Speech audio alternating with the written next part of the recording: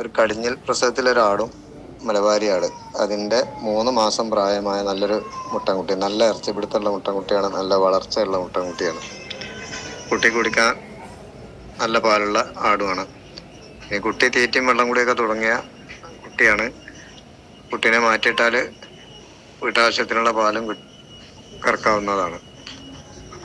നല്ല തീറ്റയും വെള്ളം കൂടിയും ആടും കുട്ടിയും നല്ല തീറ്റയും വെള്ളം കൂടിയുള്ള ആടും കുട്ടിയാണ്.